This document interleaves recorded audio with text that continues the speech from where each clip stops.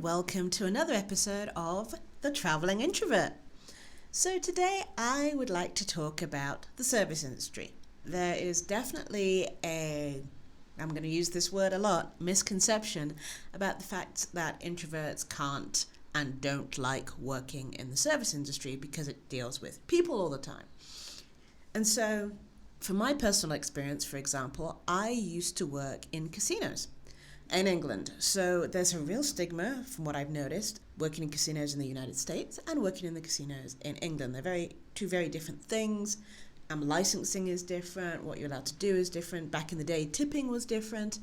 And just the way casinos are within cities and towns is very different from the United States and to England. So I am speaking specifically from the UK, but I worked in casinos and I loved every minute of it. And so one of the things about me was, yes, I'm not a big people person. If you put me on the Saturday night game of blackjack where people are coming in and they're drunk and they just want to have a good time and they need the rules explaining to them 87 times and they don't give clear gestures and they're a little rowdy and they spill their drinks and whatever else might happen, I am not the person that you would have for that table.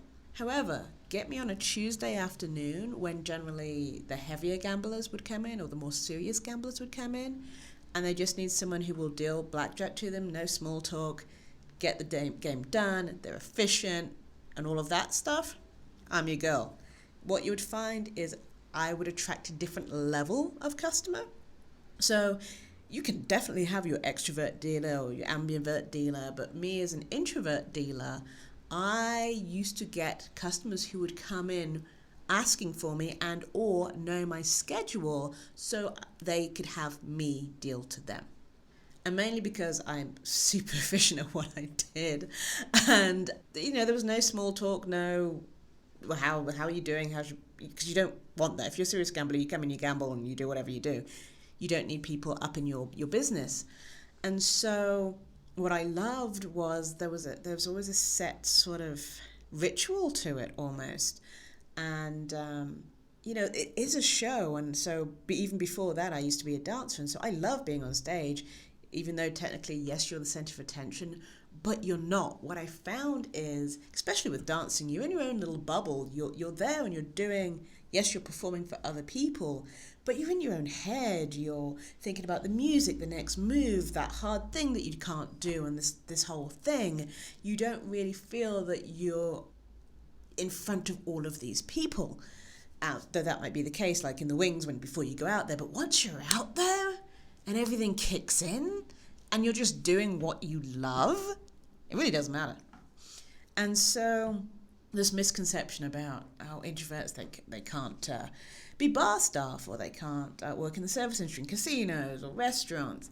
What you'll find is the introvert that does work in that field brings a certain level of, they're more likely to work in higher end hotels and restaurants because the decorum and the ritual and everything that's needed for those kind of places tends to appeal to the introvert mind and how we deal with things and the kind of perception that's needed, especially if it's like a high level restaurant where the wait staff aren't supposed to talk to you. They just appear and pour you water and disappear.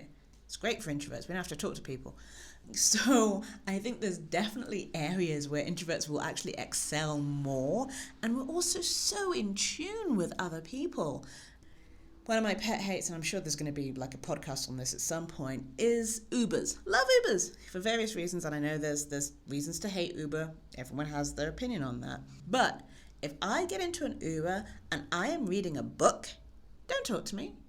But it seems like people who drive Ubers don't have that, they're not attuned to like customer service. It's like know when someone wants to talk to you or know when someone doesn't want to talk, or maybe someone's having a bad day, or maybe they're coming from a funeral. Like you don't know what's coming into your car.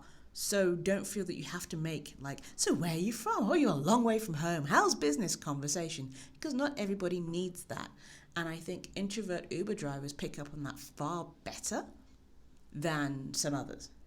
So yes, industries and introverts, we can totally rock that. That was my 5-minute babble. So thank you very much for listening to The Traveling Introvert.